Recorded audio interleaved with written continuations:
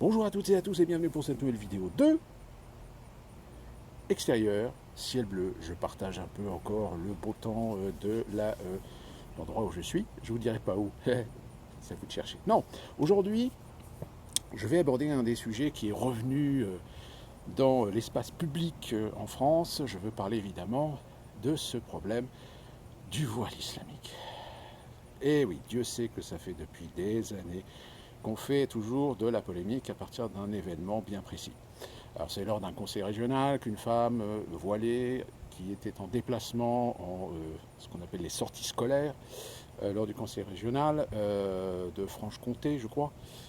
Et vous avez évidemment un élu du Rassemblement national qui a interpellé la présidente sur la présence de cette femme voilée au sein de l'hémicycle et a appelé au principe de laïcité et blablabla, etc. Enfin, bref, on connaît toute l'histoire. Une fois de plus, ça remet dans le débat public l'affaire du voile islamique. Alors, face à cela, il y a 90 célébrités qui ont décidé d'envoyer une lettre à Emmanuel Macron en lui demandant de statuer sur la situation et de se prononcer sur une lutte contre l'islamophobie. Le problème, c'est que parmi ces 90 célébrités, vous avez quand même des gens qui ont des partis pris et qui, pour la plupart d'entre eux, sont peut-être certainement mués par de très bons sentiments, mais en général, ils ne sont pas forcément très au fait de la réalité sociale de tous les jours auxquelles beaucoup de Français sont confrontés avec des personnes qui expriment et qui affichent clairement leur islamisme religieux. Certaines personnes qui sont dans ces 90 célébrités, il y a quelques artistes, il y en a quelques-uns que j'ai croisés dans ma vie professionnelle, et pourtant ce sont des gens tout à fait sympathiques, qui n'ont pas la grosse tête, qui ont un certain talent, et qui sont, oui, fort sympathiques, hein, mais qui ont tous ce point commun, c'est qu'ils sont, comme l'avait très bien précisé d'ailleurs Franck Dubosc avant de se faire blackbouler, ils sont privilégiés. Et quand on est privilégié, on vit forcément dans un autre monde. On vit dans des conditions sociales appréciées. Alors, certains artistes qui ont des privilèges, eux, continuent à vivre avec le petit peuple et donc sont parfois conscients des réalités sociales, économiques, politiques et aussi religieuses de cette France qui aujourd'hui est en train de partir un petit peu en vrille, disons-le carrément. Enfin bref, de toute façon, on le sait pertinemment que les musulmans sont confrontés aujourd'hui à un problème fondamental. C'est la considération que le pays a à leur encontre. De ce fait, le voile islamique, c'est quoi le problème? Eh bien, ça fait depuis des années qu'on se voile la face, façon de parler.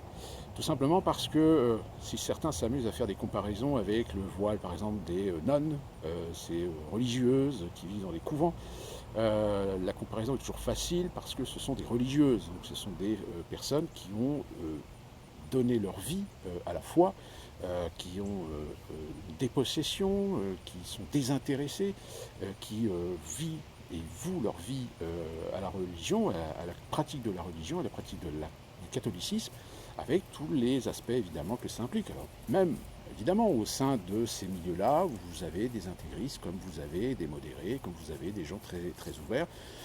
Personnellement, tous les curés et sœurs que j'ai pu rencontrer par le passé, j'en ai jamais rencontré d'intégristes. La seule intégriste que j'ai rencontrée, c'était dans une école privée quand j'étais gamin, où là, celle-là, ouais, c'était une grosse coche, disons-le carrément. Au point qu'elle me mettait au fond de la classe parce que moi je suis un athée non baptisé, et oui malheureusement, et donc forcément à cette époque ça ne pardonnait pas. Évidemment les écoles privées religieuses aujourd'hui ont un peu évolué en mentalité, fort heureusement. Enfin, fin de l'aparté. Non, le problème fondamental du voile islamique, c'est qu'on ne sait pas ce qui se cache derrière. Parce que quand on parle islam, évidemment, ça rappelle à la fois la pratique d'une religion monothéiste, mais aussi un côté radical de cette religion, avec lequel il y a aujourd'hui un certain nombre de problèmes, des problèmes géopolitiques, des problèmes politiques, et y compris évidemment des actes commis au nom d'Allah, ce qu'on appelle plus évidemment du terrorisme islamique. Donc derrière ce voile, on ne sait pas ce qu'il y a. On ne sait pas si c'est juste une femme qui décide de porter le voile par conviction religieuse, mais qui est quelqu'un tout à fait ouvert, tout à fait modéré et respectueuse des lois et qui est une citoyenne modèle finalement, comme on ne sait pas si derrière il n'y a pas un certain prosélytisme qui va essayer d'ouvrir un certain nombre de portes pour tout simplement obliger la société à s'adapter à des règles musulmanes. Alors, au sein de l'éducation nationale, au sein des écoles par exemple, on a déjà l'exemple de certaines cantines qui aujourd'hui ne servent plus de porc, ou ne servent que des plats qui puissent correspondre aux critères de l'islam, hein, puisque les islamistes, enfin, les musulmans ne mangent pas de porc. Donc ça inclut à la fois le bacon et tous les plats à base de porc. Donc forcément, il y a une ambiguïté. Mais finalement, ça soulève le débat qui est, en général, qui n'est pas présenté ainsi, parce qu'on préfère jouer sur l'égalité, la tolérance, l'humanisme, etc. Et même d'ailleurs, actuellement, les médias, on voit bien que les médias se servent d'un instrument essentiel pour essayer de faire culpabiliser ceux qui sont critiques ou qui doutent de l'intégrité de cette personne, en utilisant l'émotionnel. Hein, la fameuse photo avec cette mère avec son gamin en train de pleurer dans ses bras, etc. D'ailleurs, Nadine Morano a fait la comparaison avec les enfants orphelins aujourd'hui, suite à leur père tué à la préfecture.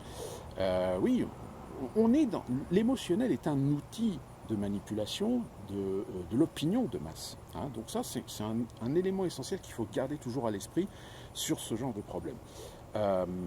Non, la réalité aujourd'hui, c'est qu'il faut résoudre le problème, il faut résoudre le virus. Le virus, c'est l'intégrisme.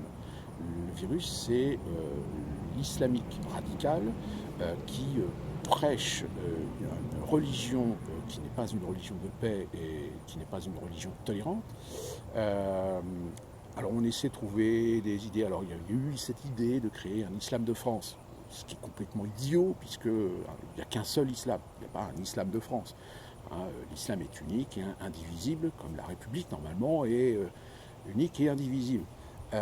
Non, c'est aujourd'hui la responsabilité, elle repose sur la tête des musulmans, tout simplement. C'est-à-dire de la communauté musulmane française qui aujourd'hui, eh bien, c'est à elle de faire le ménage. C'est à elle, à un moment donné, de mettre le point sur la table et de dire, voilà, notre islam est un islam qui respecte les lois de la République, qui est un islam qui nous permet d'avoir la liberté de pratiquer notre religion en paix, entre nous ou individuellement.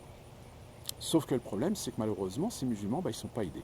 Ils ne sont pas aidés pourquoi? Tout simplement parce qu'aujourd'hui, cette minorité de musulmans islamiques totalitaires et qui veulent un islam presque féodal en France, certains parlent même vouloir instaurer la charia en France, comme d'ailleurs certains le revendiquent en Grande-Bretagne, ils sont puissants et ils ont avec eux souvent les instruments hiérarchiques religieux, même si hiérarchie au niveau de l'islam c'est un peu un pléonasme, dans la mesure où ils ont ce pouvoir et font pression. C'est-à-dire qu'aujourd'hui, tout musulman, même le musulman le plus modéré, le plus philosophe, qui va vouloir être critique vis-à-vis peut-être d'une mosquée, vis-à-vis d'un imam, vis-à-vis d'un courant, d'une association, etc., s'il est critique, eh bien, il va se ramasser une fatwa. Voilà. Et il est là le problème. C'est qu'aujourd'hui, on a laissé une religion entre les mains de gens qui ont parfois même cette ambiguïté de nous faire croire qu'ils sont modérés alors qu'en réalité, ils ont un discours radical. Et on a laissé la religion musulmane entre les mains de ces gens-là, et qui font pression, et qui instaurent une terreur. Personnellement, j'ai eu des amis musulmans. Et ces amis musulmans, j'ai eu des conversations, j'ai eu des débats avec eux, très intéressants. Mais tellement intéressants que je m'en étais rendu compte, à un point, qu'ils étaient libres de parler avec un non-musulman.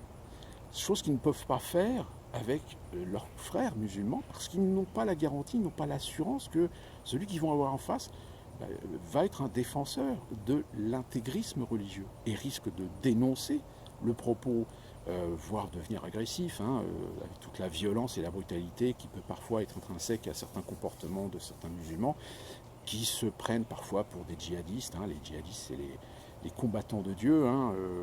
Donc En effet, donc il y a un problème. Il y a un problème fondamental avec aujourd'hui la religion musulmane, avec la communauté musulmane étant la première victime de ce problème, mais parce que le politique, parce que l'institutionnel a joué un petit peu de confusion, a joué un petit peu d'opportunisme, de cupidité, pour finalement ne pas résoudre le problème. Parce que le problème aussi, c'est que les politiques aujourd'hui jonglent énormément avec des gens qui sont très discutables. L'Arabie Saoudite, le Qatar, qui sont aujourd'hui un peu ciblés et montrés du doigt pour avoir parfois financé, aidé des mouvances islamistes, voire même financé des associations en France comme ailleurs. Je rappelle par exemple, et que grâce à ces outils, réussir à influencer et même à infiltrer les institutions. Juste une petite anecdote. Souvenez-vous, à l'élection présidentielle américaine en 2016 avec Hillary Clinton, il faut savoir que l'une des proches collaboratrices d'Hillary Clinton a été reconnue comme étant une proche des frères musulmans. C'est-à-dire que si Hillary Clinton avait été élue, eh bien les frères musulmans auraient eu leur agent au sein même de l'administration américaine. Et ça, évidemment, il y a très très peu d'Américains qui le savaient, il y a très très peu d'Américains qui étaient au courant de cette chose.